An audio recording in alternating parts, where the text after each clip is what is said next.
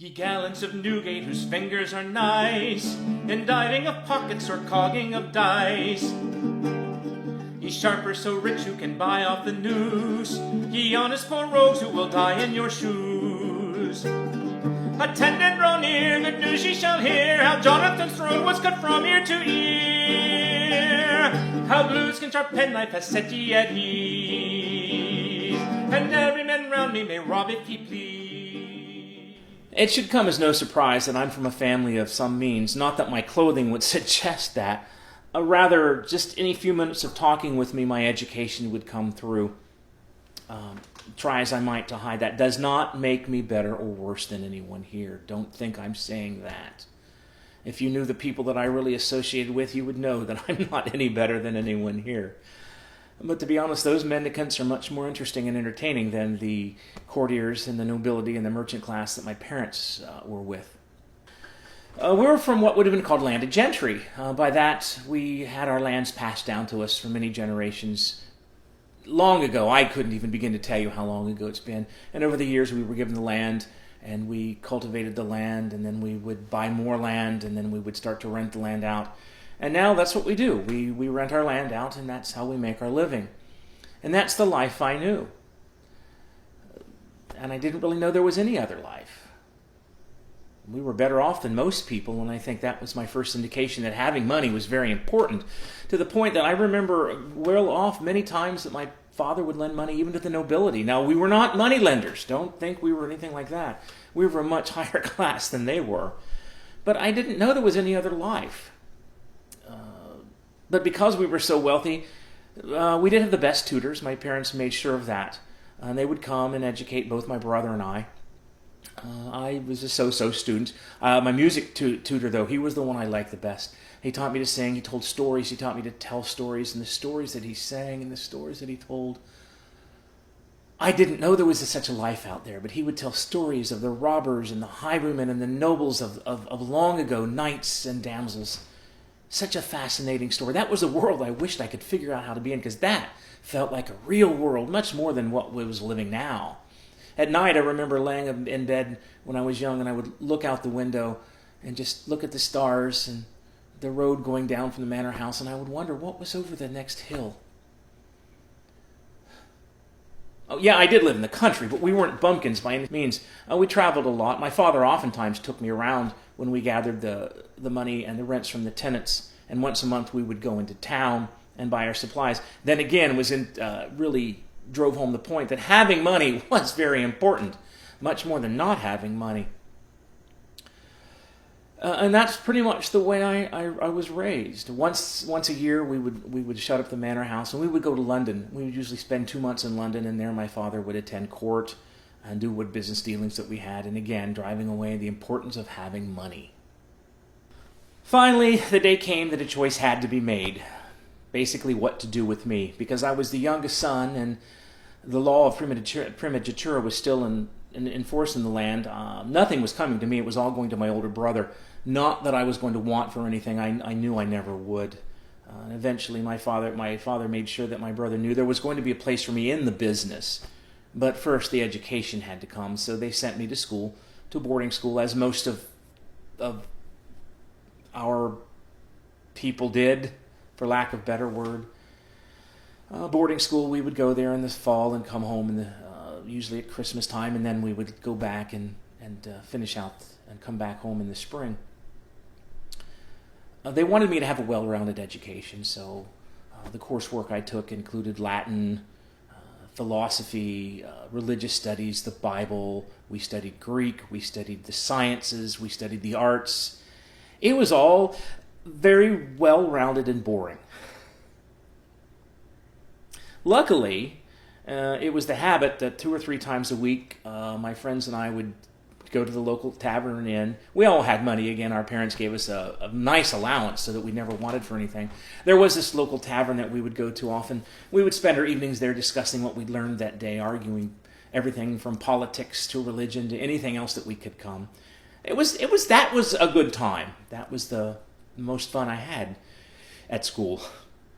One night, I remember, it was late fall, we came in and there was a group of people in the corner. They were an odd bunch. They were tattered and torn and rather smelly and dirty, but they really seemed like they were having a good time. They were laughing and joking and singing songs, and the more I listened to them, I was attracted to everything that they were doing. The language they were using, it was such a sing-song quality.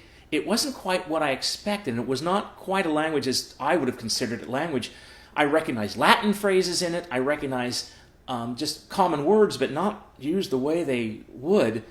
I recognized some of the songs from what my music tutor had taught me, and I began to pick up on some of the stories, and I realized this was an actual Canting Crew. I'd read about them, I'd heard about them, and they were here. This was my chance to find out more about that life that just seemed so interesting. So over the next few weeks, I continued to just get a little closer and begin to strike up conversations with them and begin to talk to them. And they were actually very welcoming. They weren't standoffish. They didn't look at me or consider me something outside of their world. They were very friendly and open. And as time went on through the year, maybe it's because of my natural curiosity or my willingness to just accept them for who they were, they began to talk to me as if I was equal to them, which, coming from my world, they weren't equal to me, but they treated me as if they were willing to let me come to their level. Actually, it was more like they were inviting me up to their level. It was such a strange world. They were family and friendly and loving, and they began to teach me things. They taught me their stories. They taught me some of their language. They told me of their adventures. But most of what I got out of there is they were a family. They were happy and jovial. They didn't have a lot, but they had enough. But I felt closer to them and more welcome than I did in my own family. And that's pretty much the way I spent the spring. I would go to school like I was supposed to, but as soon as I could, I went to the tavern where I could sit and talk to them and learn from them. They taught me their vagaries. They even let me go out with them on occasion. They taught me to beg, what to wear, how to do it. I wasn't nearly as good as them. I couldn't pass myself off that way like they could.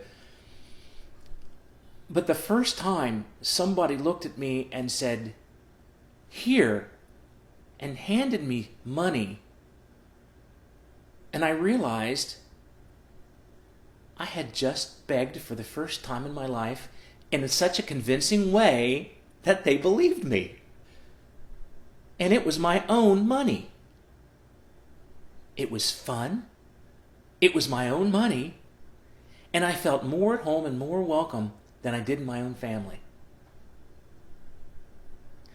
One of my greatest disappointments was that spring when I went to the tavern and they were gone. I asked everybody I could in the town. They all knew that Canting Crew, and they said, "Oh, they'll be back in the fall. They always do this. Every year they leave." It was like I was missing something then. Something had gone from me, and I wanted to be with them. I finished out the school year. I went home. Back to the dutiful son, the younger brother, a life of business. The highlight of that year, though, was my father said it was time for us to go to London. We packed up the house. We shut everything down. We moved to London. And for the first 2 weeks, I did what I was supposed to do. I was so bored. I just couldn't stand it any longer. I had a certain amount of time that I had to be there with my father in the dealings. Again, he wanted me to learn as much as I could, both he and my brother. But my brother was the one they were grooming more, so I had more free time than did. I began to wander the streets of London. I stumbled into St. Giles Street, and I began to realize I recognized a lot of these people. I didn't recognize them as the people I knew, but I recognized who they were and what they were. And I began to recognize, that's a Canting Crew. That's a Clapperdogeon. That's a Ruffler. I began to identify with these people and knew who they were. Because of that, I knew which ones to stay away from, too, as well. But there was one group that I really thought was interesting. They weren't really part of the crew, but they were always over in the corner, and they always had a crowd around them, and they always had money. They were a little better dressed than most of the Canting Crew there. they were playing little games with little cards and little tiny thimbles and little peas. I had no idea how they did it, but they were doing it and making a lot of money at it. That evening, though, what really got my attention was I was walking past one of the rooms in the manor we were staying, and out of the corner of my eye, I heard some music, and it was just the music that I'd grown up with from my tutor, and I recognized it as one of the canting songs. So I turned back around, and I looked, and I recognized him.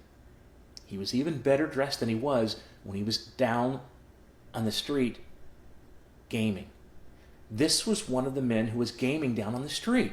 He was now a little better dressed in the manor house singing, and I recognized the people listening to him and having a good time were my parents' friends.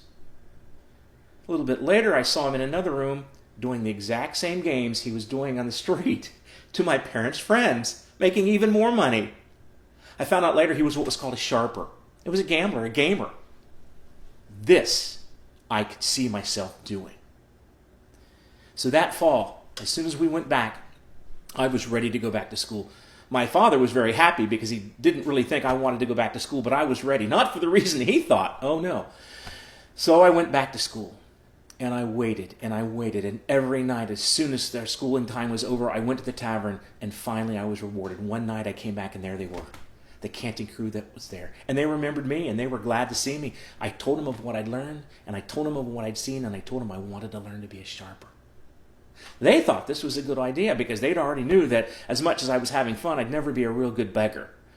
But a sharper I could be. So they began to teach me. And that year they taught me the worlds of the flashmen, of the sharpers. They taught me to throw a monty, to loop a chain. They taught me to thimblerig. They taught me to cant more of the language. They taught me how to sing, when to sing. They taught me how to hide. They taught me when to run. And at the end of the year, I didn't go home. I went with them. I was their sharper. They'd accepted me as an actual crank cuffing into their group. I was their sharper. And we spent the rest of that time and the rest of that year living. And I was getting my own money. I still go home on occasion. I'm married. My wife, she goes with me.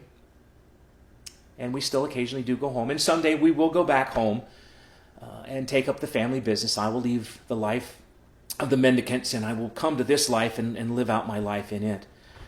But until then, there's still people out there that have something I want. And it's money. And I'm going to get it. Some say there are courtiers of highest renown who steal the king's gold and leave him but a crown. Some say there are peers and some parliament men who meet once a year to rob courtiers again. Let them all take their swing to pillage the king and get a blue ribbon instead of a string. Now blueskin sharp penknife has set ye at ease, and every man round me may rob if he please.